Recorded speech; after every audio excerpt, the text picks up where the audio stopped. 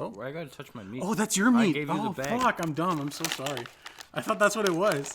I'm sorry. I didn't mean to play with your meat. Why I gotta touch my meat? Or did I? All right. Okay.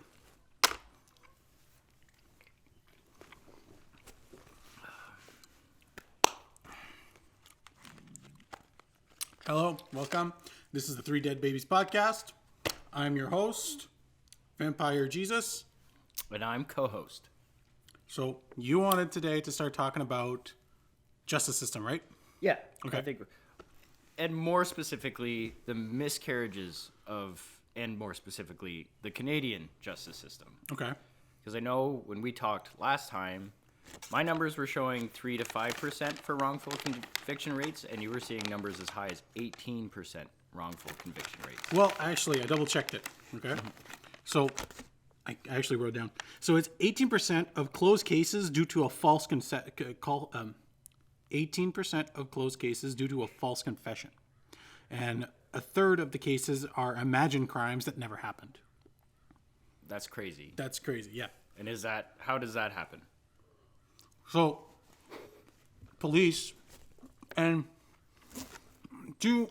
here's the thing, right? It's really easy to just go and harp on cops, right? You're right, this is fucking good jerky. Anyway, it's really good to go harp on cops and blame them for fucking everything, right? Yeah, absolutely. But the thing is, so when they do their jobs, they'll put pressure on someone that they think is guilty. Yeah. Right? Or even if they don't think they're guilty per se, they'll put pressure on them to try and get information out of them just to see if the person knows something, right? So a lot of times what happens is a lot of people aren't used to having that kind of pressure. Yeah. And it's not just the pressure. It's like they'll be in an interrogation room for like 12 hours, 13 hours, 18 hours, and they'll be tired, they'll be hungry, they'll be like completely discombobulated, right? Yeah. So eventually the person just confesses to a crime they didn't commit to make it stop. Yeah. So It's low-key torture. it's low-key torture, yeah. And it's one of the main reasons why people confess to crimes they didn't commit. And that's why the percentage is so high, right? Yeah. So not only do you have people that are confessing to crimes that they didn't commit because they feel pressured to, but there's also the aspect of like you can convince someone that they committed a crime that they didn't do. And then there's also admission through like just saying you're sorry, right? Yeah. For now, that's actually gone now out of our justice system. Yeah. But before in the past, that was an admission of guilt. Saying you're sorry for doing something to a cop is an admission of guilt. Not anymore. Not anymore. Yeah. Before it was. And that caused, again, a lot of false convictions. Yeah. So, yeah. And the thing is, and the other thing of the 1/3 of resolved crimes are crimes that didn't actually happen. Yeah. That one is also like mind blowing. It's like, I'm trying to think of like a basic example. It's like, you can accuse someone of stealing something. That person didn't steal anything. Yeah. And the police still come and arrest the person. Mm-hmm. Like that's one of those type of an imagined crime. That's what that means. Yeah. Right. And even with all those false convictions, that kind of stuff,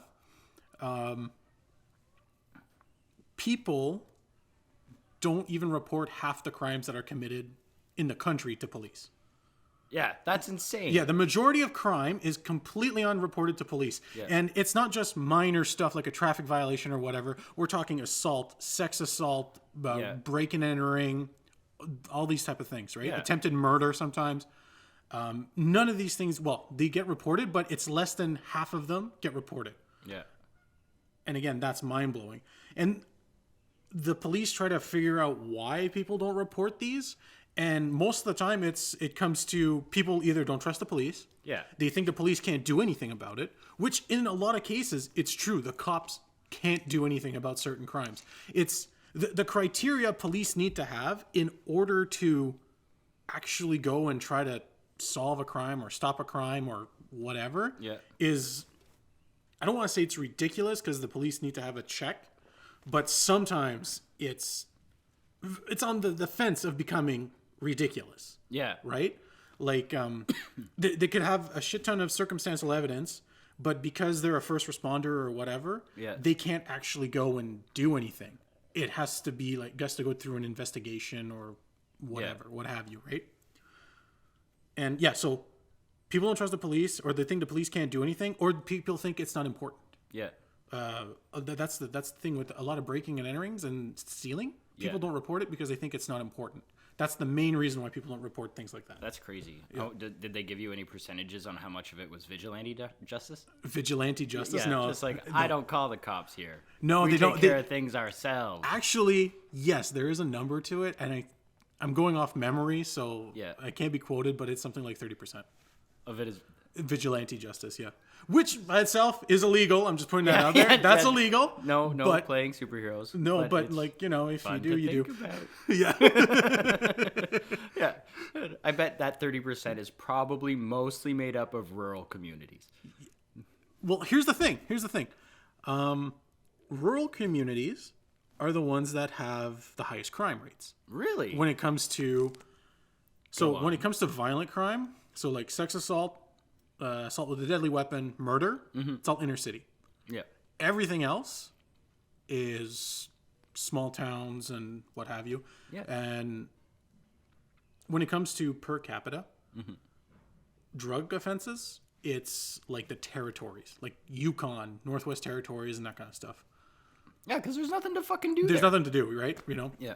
So, but anyone who's ever been to a small town knows Yeah. that drugs are like rampant out there.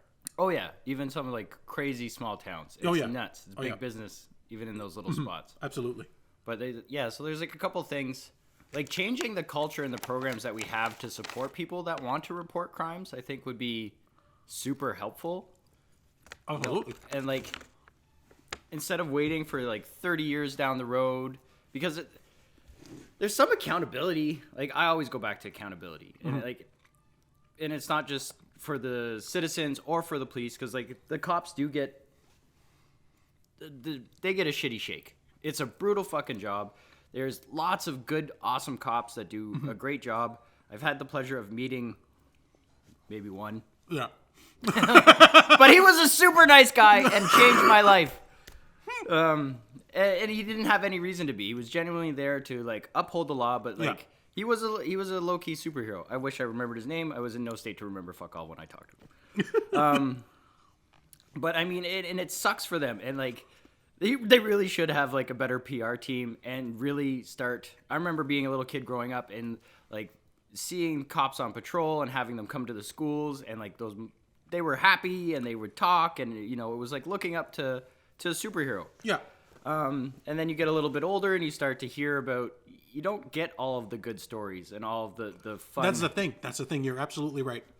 The media, and more specifically online media, people online, the individual, will always report a negative interaction with police. Sometimes they'll make it up. Yeah. Just for like clout, right? Absolutely. And you never hear about Joe Schmo who deals with a cop, and the cop like just helps him. Yeah. Just for no reason other than he's a police officer. That's his job. He helps you. Absolutely. Well, and then there's even cases you'll see, and it goes back to that kind of the internet beast of cops actually helping people. And then you get a couple trolls chirping at them, spending our tax dollars, buying somebody a baby seat, spending our tax dollars, bringing groceries to people's houses. Yeah. And it's just insane. It makes it impossible for them to be human. Yeah. And the things that they would see would be, they're the most horrendous things. And you're dealing with the worst situations day after day after day. So I do feel for cops in a certain sense, but I think we can definitely have some better systems of accountability in there, because there are lots of things that could be better orchestrated and fixed, and including harsher penalties for like the miscarriages of justice. You're right. You're absolutely right. That's insane. And I mean, they're catching police officers destroying evidence. Yeah. Just so they can make an arrest. Yeah. And like those people should be like figuratively crucified publicly, because these people, and it's not like these people are going in and they're spending a week or 24 hours. Like, these people are doing 8, 10, 12, 15 years of jail time. Yeah. And they're wrongfully convicted. Yeah. And that's insane. And their lives are gone. And not to mention, like, completely the destroyed. payouts are almost always garbage. And I mean, again, if you started setting laws and rules that, like, if someone is wrongfully convicted, you are going to be held accountable and responsible for that fuck up. Yeah. So that's a huge point you made there, right? So I think that the crime you are trying to pin on someone, if they find out that you are, again, like, planting evidence or whatever, the maximum sentence that person can receive should be your default sentence. Absolutely. Times however many times you did that. There was a horrible cop, I think it was in the States, who got caught for planting evidence. And it was like something like 100 cases. Yeah. And, like, destroys people's lives. And not just, like, the individual. Like, no longer can they get a job, which is insane to me because, like, the first thing I'd be doing is lawyering up and suing the shit out of them so I never had to work again in my life. Yeah. But, like, these people are just trying to get back on track, get back to the lives they live. They can't get any employment. Their family system is completely disintegrated. Truth works a funny way because sometimes even if you're acquitted and, like, they drop all charges and that you go out, you get to make a public statement, you get a nice letter from the mayor or whatever, there's going to be members of the community that are like, nah. He still did it. He did it. Yeah. And, like, that, those relationships are You not... want to talk about something like that happened? Sorry, I don't want to interrupt you, but I think this one's a really good one. Something like that happened here where we live. I'm not going to name exactly who it is, but I'm going to tell the story and people will probably know what story I'm talking about. Yeah. There was a guy in his, like, I think he must have been 18-ish. And he was accused, he was on a sports team, a somewhat major sports team that's not professional. And he was accused of raping someone. And he went to trial, he was found guilty, and he went to jail. Now, eventually, it came out that she had completely made up the story. She admitted to completely making up the story after the evidence was found that she made up the story. Now, he was acquitted of everything. But because of her, for whatever reason she made that up, because of that, he committed suicide because his life was completely destroyed. Yeah. Like, he had no social group. He was an outcast from society. And his future, because he was in university, he was kicked out of his program and wasn't allowed to join back, even if he was found not guilty of any of this stuff. And that's just because of the stigma that comes with being involved in those situations. Yeah. And I mean, again, there's zero accountability. That girl who made that up, nothing happened to her. And she took a life. She took a life. Yeah, because her actions led to him dying. Get to him committing suicide. And here's the thing. People will commit suicide from bullying online or whatever, and sometimes they'll catch the bully, and that bully will be prosecuted. Yep. But in a situation like this, they just, nah, it's just fine. Leave it alone. That's so gross. Yeah. You know, like, that's disheartening. And that, you know, we're not perfect. We make mistakes. Shit happens. But I mean, like, to me, if that was exactly how that case was laid out, like, she should be seeing some consequence. And the fact that there's zero is insane. Yeah. You know, and, like, the whole innocent until proven guilty thing, like... Oh, that's out the fucking window. That doesn't exist That doesn't exist anymore at all, no. And, like, it's gross. And, like, it's lazy people, mean, vindictive people, a lazy system. Another thing I was looking up was judges. Same thing. You are the top of the top. Right? They shouldn't be allowed to be biased, but they're always biased. It is impossible to have a human being sit in that black robe on that tiny chair with a little hammer and him not, or her, not be biased.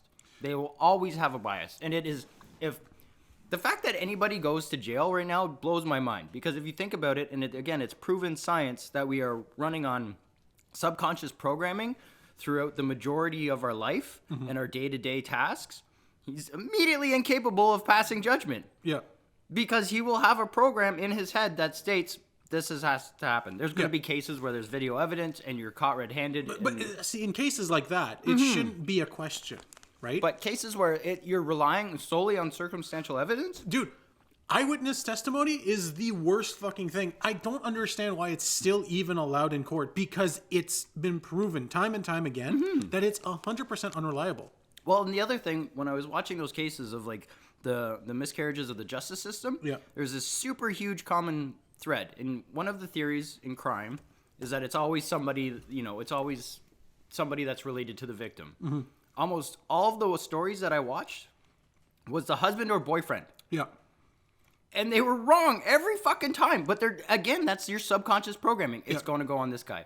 Yeah. It's going to go on this guy. And then there's other factors like political groups, if there's certain, again, like citizens aren't the only one that receive pressure, right? Like that pressure comes from the top down. Yeah. I want crime rates to go down. I want conviction rates to go up. That's another thing we can talk about right now is another reason police are so harsh and do some of the things they do is they get told you need to have this many speeding tickets, this many arrests, this many that. There's a quota. There's a quota. And if they don't meet it, they can lose their job. So that means they have to find crime if there is none being committed.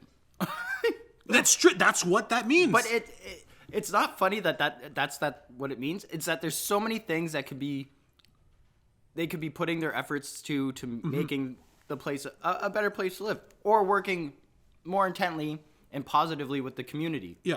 Get rid of those fucking quotas. Like there's so much funding and money and stuff that can be accessible and available to them to make sure that they have the proper gear, they're getting the proper medical treatment or psychological treatment, because that job is gross. That's another thing. Police should have, I don't know, I'm just talking out my ass. I don't know if they have mandatory psychological evaluations. I believe they do. Well, they need to have more of them. Mm-hmm. Because there are people that join the police force strictly because they're narcissistic sociopaths who just want government-given power. Mm-hmm. Well, right? and that's something, maybe not for this conversation because it'll go into left field, but positions of power attract those types of people. Uh-huh. And that's why we need to be able to make sure that the programs are available and that we're incentivizing them correctly, so it's attracting the right type of people to understand that this is worth it, this makes a difference, this is good. And it's hard when all you hear is the police are dog shit. Yeah. You're only going to keep getting that certain group of narcissistic bully psychopaths. Yeah. But I've seen people go into the force, and when they start, they're like young and happy and like, I want to make a difference. And then you give it 10 years and like they're miserable. Well, you got they're yeah, but it's not even the same person. Yeah, day in day out, they deal with the worst of society, and then they get home, and even their own families hate them because they're a cop. Yeah, well, and all the stuff that even if you're not bringing, it's hard to separate your work life from your family life. Yeah, and I mean, it's even harder when you have the circumstance that they're dealing with, and they're bringing it home. And families, that's another thing. Like those programs, I know the military has something like that for like the families of military people, but again, like start building those programs up so that you can start teaching the family, like, here's the beginning signs of PTSD. Here's how to help navigate or help build up your partner. Like that's a great program to have just in general. But for those specific industries, EMTs, same thing. You change as a person when you're dealing with that stuff. Nonstop, yeah.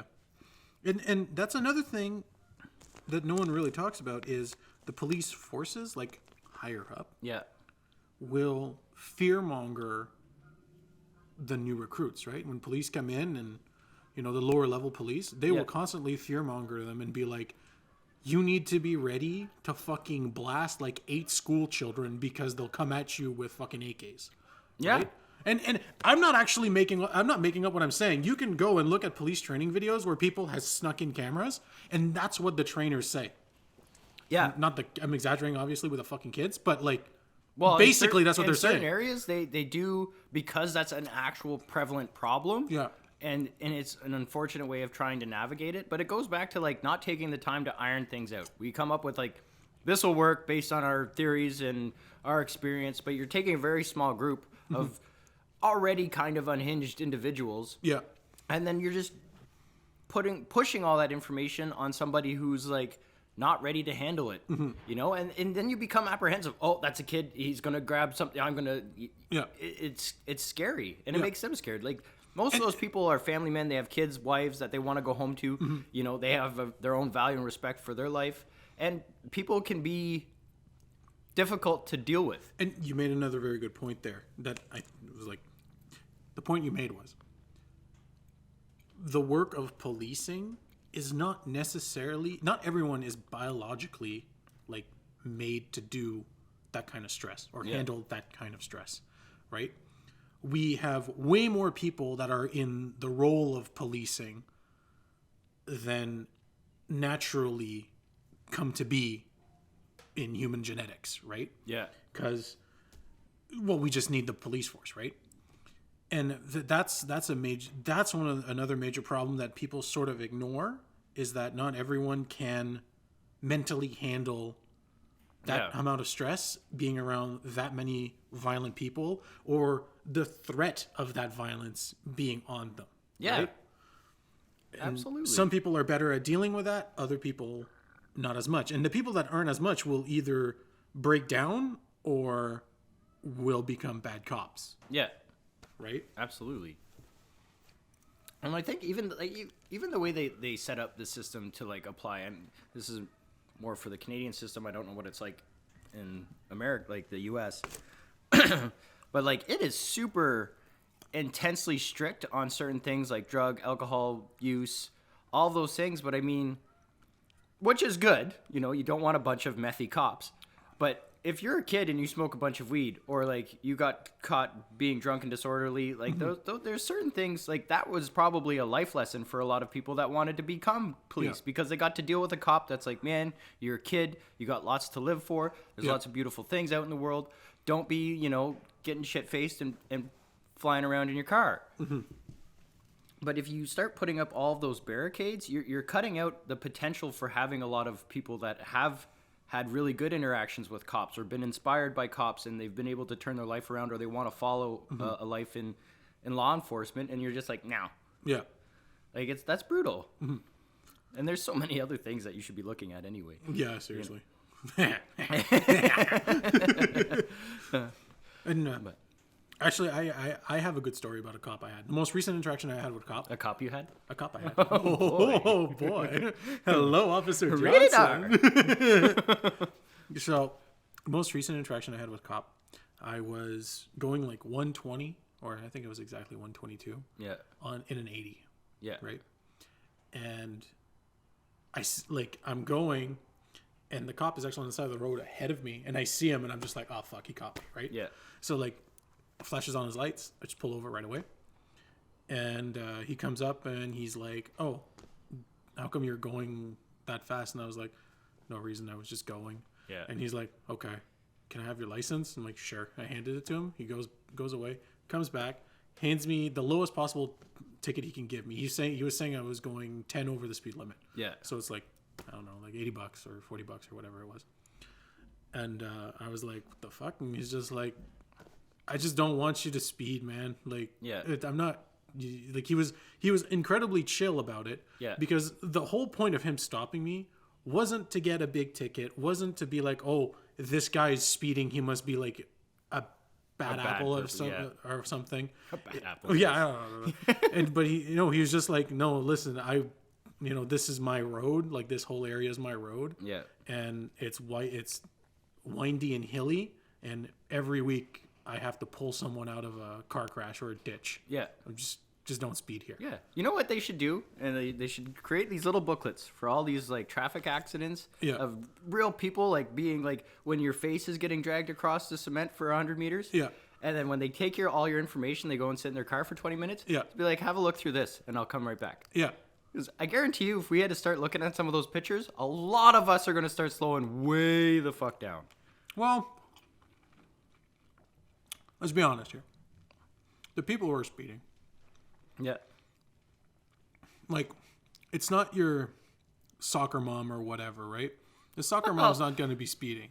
I don't know, man. Like, I think that's a problem that we all, maybe not to like the extreme degree where, he's probably tanned and has tattoos and he's on a bike and he's going like 100 kilometers over the speed limit. Yeah. But I think we're all, we all kind of push that 10, 20, maybe Well, 25. you can go, as I was told, you can go up to 10% above the speed limit and the cops won't pull you over, right? So I'm just like, But that's like a horrible statistic for us to be pushing around. Like, we can go a little bit faster.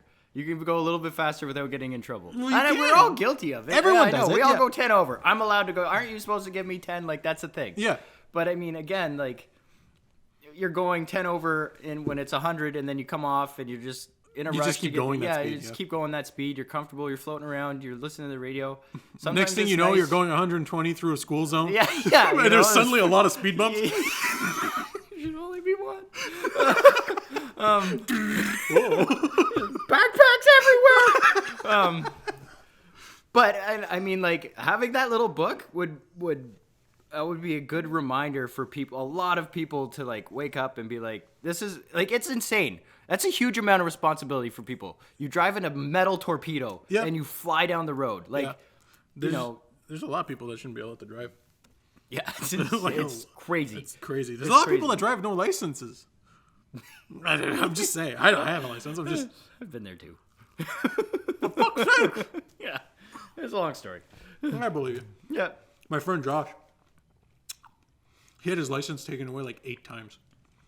That's Purposely. That's excessive. He purposely flipped the car once. He installed a roll cage on like a Cavalier, and was like, went to the highway at night where it's like dead, and he's just like, yo, I'm gonna flip the car. And he just like went like 150, hard turn, flipped the car, like did 3 spins, and then like landed on the roof. Lost his license for that because he's just like, Well, I flipped the car on purpose.